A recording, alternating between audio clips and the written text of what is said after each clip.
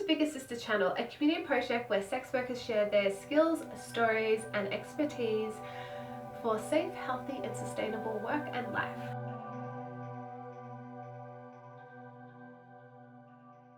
My name is Estelle Lucas. I am sharing a blueprint to economic empowerment for sex workers, and today we will be looking at financial attitudes. We can't go to where we want to go if we don't know where we are. That's why I want to introduce to you the concept of financial attitudes, and I've enlisted the help of 5 sex workers to help you identify the financial attitude you most closely relate to. Like most things in life, the way we respond to money is largely dictated by our life experience, our unique personalities, and our values and belief systems. The way we can think and feel about money is determined primarily by 3 components. The first is our internal factors, which are cognitive in nature. This means it comes from our thinking brain. What do we know from our personal experiences? What are our beliefs? What's our personality? Combine this with the second component that comes from our heart, which is affective in nature. That means our emotions, what we think is right or wrong, and our judgments come into play here.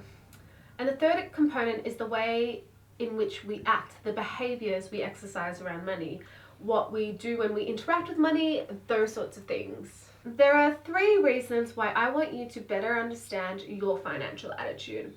Firstly, if you have a negative relationship with money, you're not going to be able to engage with the economic empowerment material. You'll just switch off as soon as at the first sign of discomfort or at the first opportunity. I want you to feel confident and like it is worth your while and time to work on improving your financial attitude, despite the discomfort.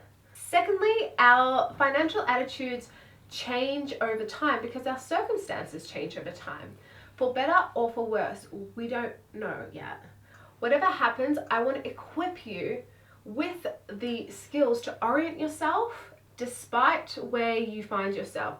In the face of change, you might feel disenchanted, in the face of strife, and perhaps in the face of fortune, you become complacent. That's why I want you to be a bit more flexible. Thirdly, there is no real right or wrong way when it comes to money. There's just harder or easier. For me to make this as easy as possible for you, I need to work on your strengths. And there are strengths inherent in every single financial attitude. Many of our views around money stem from our subconscious, and it's important to recognize that our financial attitudes have more to do with how we feel and think towards money and our money making decisions rather than our specific ability or specific knowledge. That means if you want to improve your financial attitude, you don't need to learn anything about finance. Not really. What you need to do is look into yourself and inwards. We need to talk about our feelings and our thoughts and get to the fundamental beliefs and experiences to inform how we interact with money. Has anyone ever asked you how much money you need to feel safe?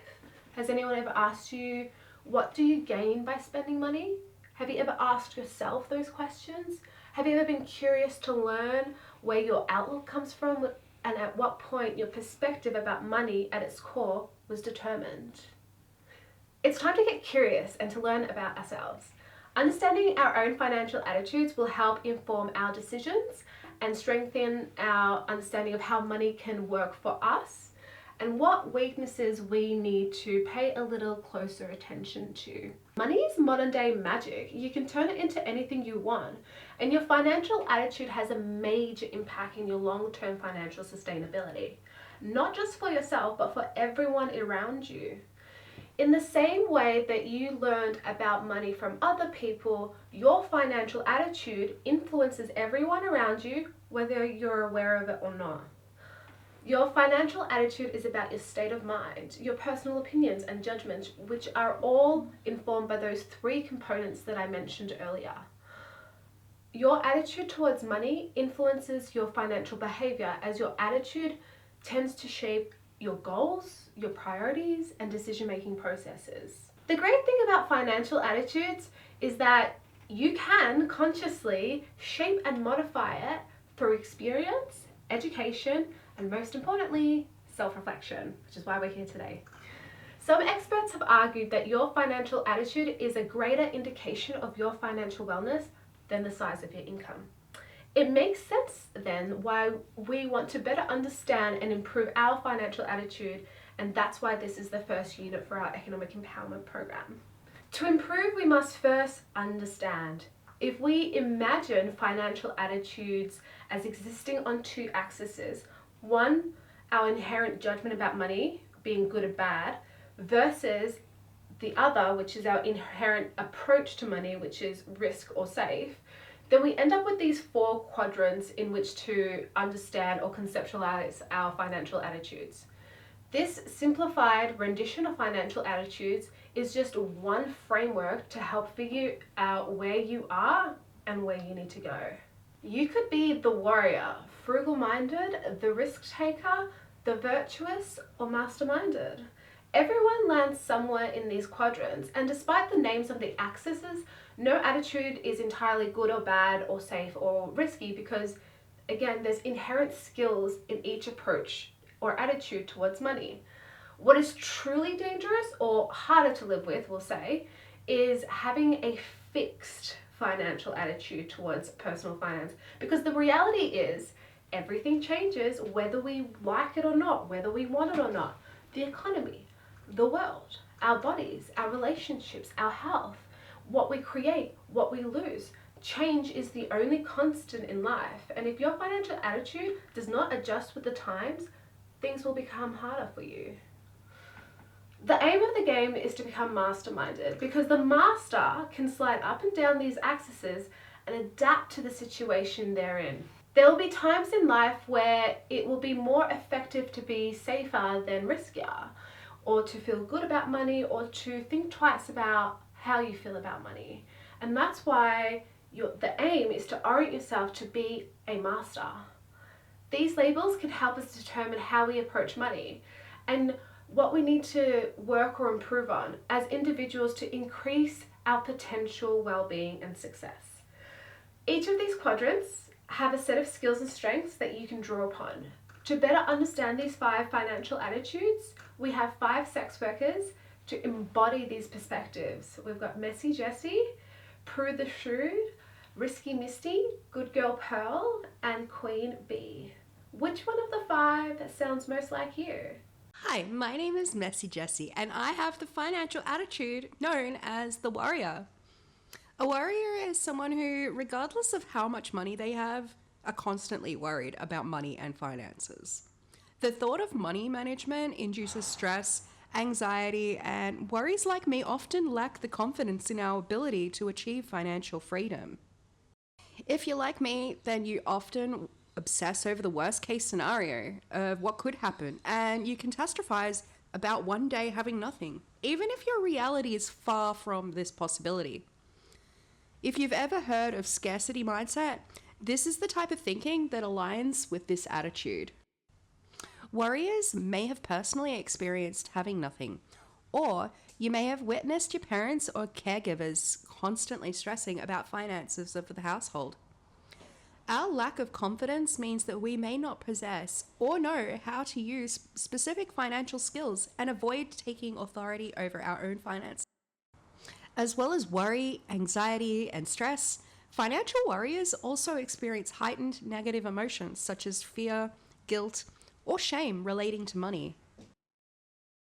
The best thing a financial worrier like me can do is to start investigating where our financial worries stem from. Consider family history, personal history, and next week we'll go over other possible influences. If you're a worrier like me, don't be too hard on yourself. Being aware of worst case scenarios isn't necessarily a bad thing when it comes to finances. But we can't let worry and anxiety eat away at our present moment. We need to learn how to feel safe and confident about our decisions around money. Speaking of which, we can probably learn a thing or two from Prue the Shrewd. Hi, my name is Prue the Shrewd, and I have what is known as a frugal attitude towards money. I'm the type of person who loves money and hates spending it.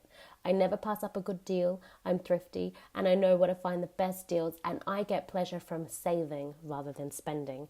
Shrewdy Prues like me aren't overly concerned with keeping up with current trends, and we are generally more conservative by nature. Very rarely taking big risks with money, purchases or investments, we can be quite creative in the ways that we come up with making money and staying on budget. We sometimes, but not always, have good financial literacy and a good understanding of different financial products and services on the market. If you're like me, you rarely spend money impulsively. You're probably also more organized, responsible, and trustworthy with finances, and very seldom in debt.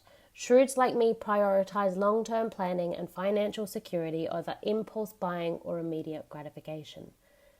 The downfall of those who are prudent like me is that we risk focusing too much time and energy on saving that we forget to actually enjoy the benefits of our good management skills. We tend to lack spontaneity in our financial lives and resist spending money even if we can afford to. The best thing that someone with a frugal attitude like me can do is remember that moderation is key to good financial well-being. It is important for people like me to recognize that excessively strict spending habits can easily lead to stress, anxiety, and feelings of deprivation. The line between thrifty spending and being a financial warrior is fine, and it could very easily slip into the attitude of a warrior if the financial pressure becomes too much. Maybe we can take a page from Risky Misty's book, because she's not one to worry or be too strict. Hi, my name is Risky Misty and I'm a risk taker. A risk taker is someone who is more impulsive and gets a thrill by jumping into financial challenges and taking big risks. We're often excited by the possibilities of an idea rather than the idea itself, and rarely consider any risk too big. People like me aren't afraid to spend money and don't fear debt like Prue the Shrewd or Messy Jessie. We approach finances with a more optimistic outlook and I'm willing to take big risks with the possibility of a big reward. With this optimistic outlook in mind, we aren't always motivated purely by money. Our attitude can stem from our personality, which seeks out excitement and adventure. Unlike the worriers, risk takers are more comfortable with uncertainty or even volatility. We recognize that risk-taking is just a part of the process of achieving financial success, and we're more willing than other attitude types to take those calculated risks in order to achieve our financial goals. There are some downfalls to my attitude though. People like me may not know when enough is enough or when we're in too deep. Taking big risks means there's the potential for big losses and other negative consequences to occur.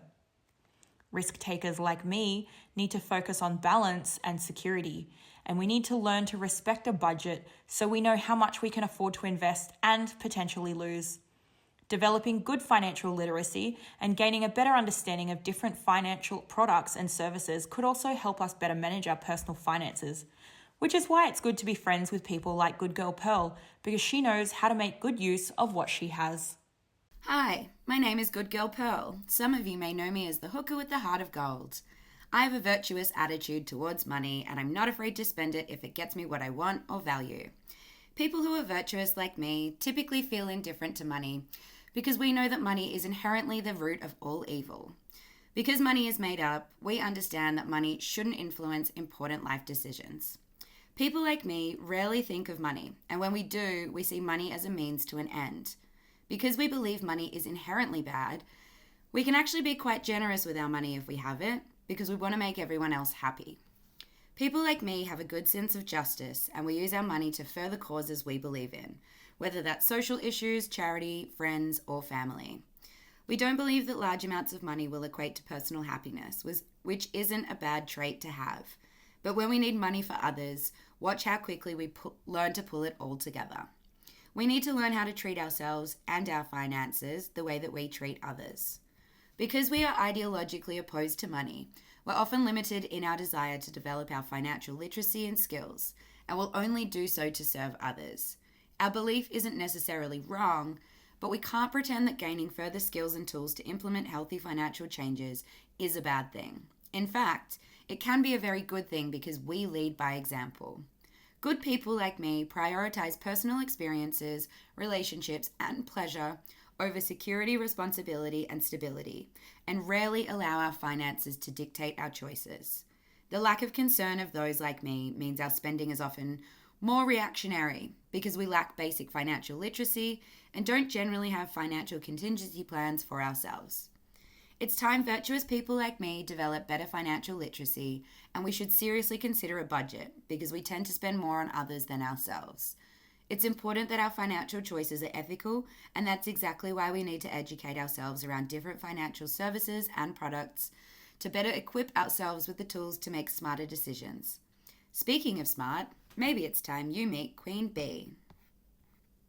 Hi, my name is Queen Bee, and my attitude is considered masterminded. But don't let the name intimidate you.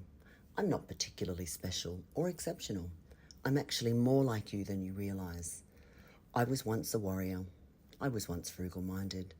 I was once a risk-taker, and I was once virtuous. And I still am, in many ways. But the difference is that I know when and why to tap into these attitudes.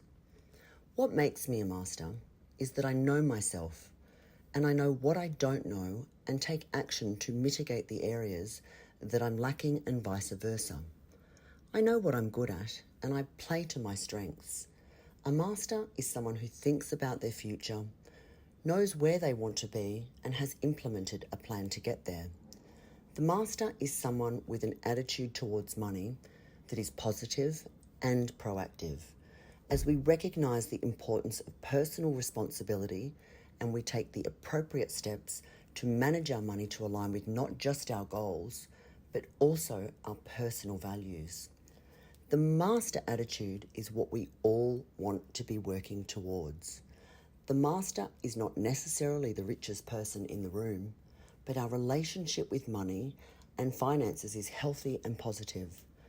Just because I'm a master doesn't mean I'm not immune to making mistakes or losses, but I have the skills and know how to be resilient and adaptable regardless of what's thrown my way. I wasn't born a master, I had to work for it, and so can you. The aim for everybody is to improve their relationship with money and become masterminded.